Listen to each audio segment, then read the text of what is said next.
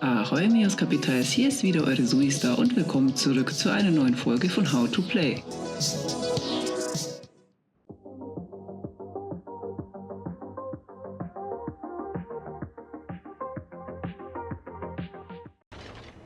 In der heutigen Episode von How to Play geht es um das Thema: Wie treffe ich die Zitadelle eines Schiffs?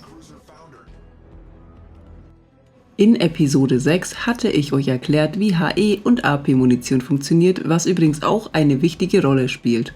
Um die Zitadelle eines gegnerischen Schiffes zu treffen, muss natürlich auch der Winkel stimmen. Außerdem könnt ihr auf Zerstörer keine Zitadelle treffen, weil diese keine haben. Schauen wir uns zunächst einmal die Grafik an, welche ich euch gerade eingeblendet habe. In diesem Beispiel ist das Schiff die Scharnhorst. Links sehen wir die Bugsektion. In der Mitte haben wir die Mitsektion, wo auch die Aufbauten sind. Auf der rechten Seite sehen wir die Hecksektion und im gelb markierten Bereich befindet sich die Zitadelle. In der zweiten Grafik sehen wir die North Carolina. Um das Ganze besser nachvollziehen zu können, ist die Panzerungsanzeige aktiviert. Im markierten Bereich seht ihr die Zitadelle. Um diese zu treffen, sollte sich die Linie eures Zielfadenkreuzes mit der Wasserlinie treffen. Außerdem ist es wichtig, dass ihr genügend vorhaltet, da eure Munition eine gewisse Flugzeit hat, bis sie am Ziel ankommt. Trefft ihr aber in dem vorderen Bereich, wo ich euch das rote X markiert habe, macht ihr mit großer Wahrscheinlichkeit Overpens. Das heißt für euch, dass ihr entweder 10% des maximalen Schadens oder 0% macht. In Ausnahmefällen kann aber auch mit dem richtigen Pen frontal ein Zitadellentreffer gemacht werden. Abschnitt 1: Mit einem Schlachtschiff die Zitadelle treffen. In diesem Clip seht ihr die West Virginia. Ebenso könnt ihr sehen, dass die Linie meines Zielfadenkreuzes an der Wasserlinie entlang läuft. Auch halte ich genügend vor, damit meine Schüsse in der Mitsektion treffen. Damit ihr auch abschätzen könnt, wie weit ihr vorhalten müsst, solltet ihr darauf achten, wie schnell das gegnerische Schiff fährt und vor allem auch, welches gegnerische Schiff es ist. Das ist deshalb wichtig, da jedes Schiff eine andere Geschwindigkeit hat.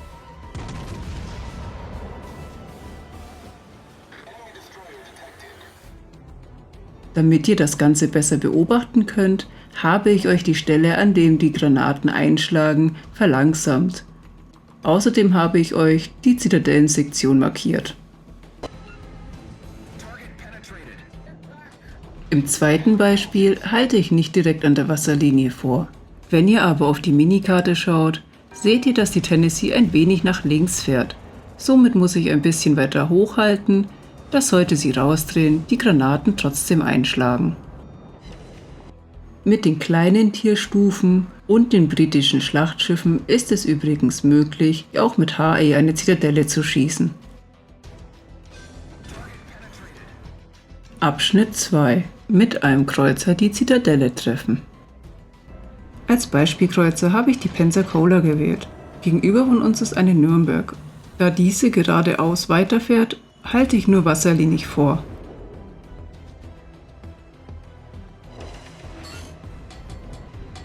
Im zweiten Beispiel habe ich die Minu gewählt. Da die Chapayev gerade in die Breitseite drehen möchte, halte ich vorne an der Spitze an und nur minimal über der Wasserlinie, so dass meine Granaten in der Mitsektion einschlagen. Ihr seht also, auch mit einer Minotaur kann man eine Zitadelle schießen. Abschnitt 3: Mit einem Zerstörer die Zitadelle treffen. In diesem Clip sehen wir die Gremiachi. Gegenüber von mir hat sich breitseitig eine Hawkins festgefahren, welche ich gerade unter Beschuss nehme. Hierfür halte ich an der Wasserlinie mit minimalem Abstand vor, da sie sehr langsam fährt. Damit ihr das Ganze besser beobachten könnt, habe ich auch etwas die Geschwindigkeit des Videos heruntergedreht. Somit könnt ihr genau sehen, wo meine Kugeln einschlagen. Das Besondere bei den russischen Zerstörern ist, dass man auch auf etwas höherer Reichweite Zitadellen schießen kann, während man beispielsweise bei amerikanischen Zerstörern einen geringen Abstand braucht, um die Zitadelle zu treffen. Da sie nun in den Rückwärtsgang gewechselt ist, muss ich jetzt weiter hinten anvisieren.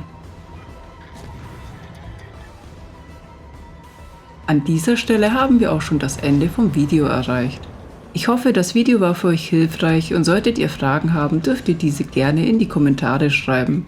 Außerdem kann ich euch empfehlen, dass ihr euch die letzte Episode von How to Play anschaut, in der ich euch erklärt habe, wie HE und AP-Munition funktioniert, da ich auch dort etwas dazu sage, zu der Flugbahn und zum Durchschlag der AP-Munition.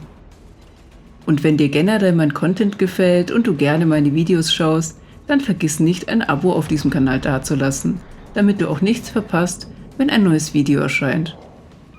An dieser Stelle sage ich Dankeschön fürs Anschauen und dann hören wir uns spätestens im nächsten Video.